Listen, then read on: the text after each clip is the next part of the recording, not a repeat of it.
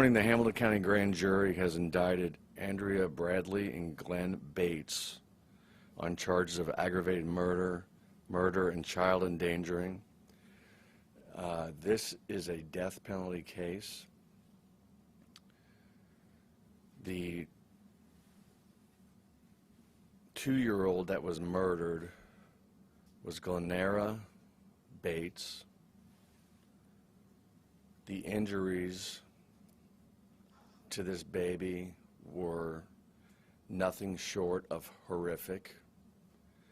And I'm going to ask Dr. Samarco, our county coroner, to expand upon that. Go ahead. Well, first of all,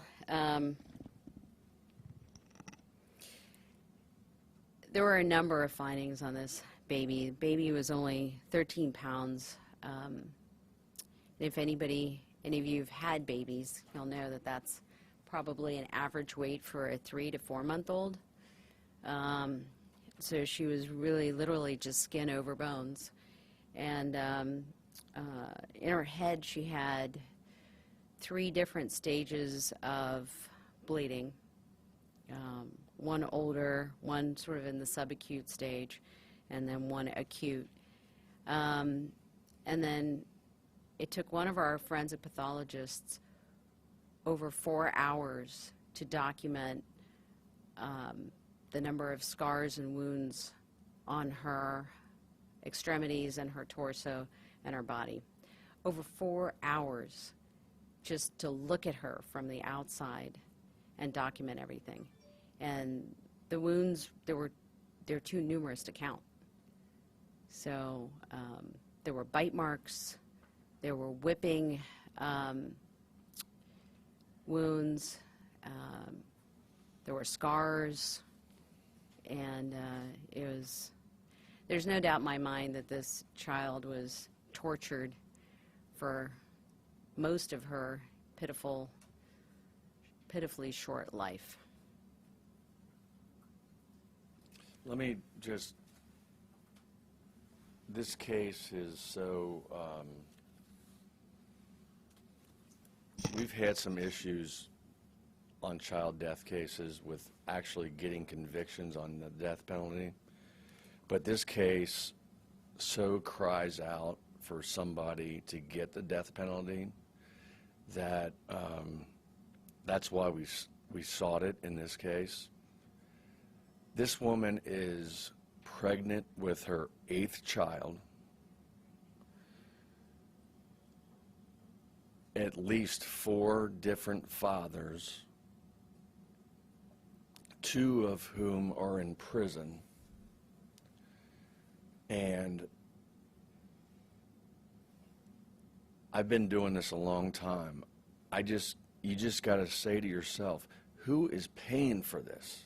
She refuses to work, according to JFS. The only thing she works at is getting pregnant. And I'm telling you right now, there has to be a point where society says, we have to stop this. You have to stop subsidizing bad behavior. You have to stop what they're doing. And this is out of control.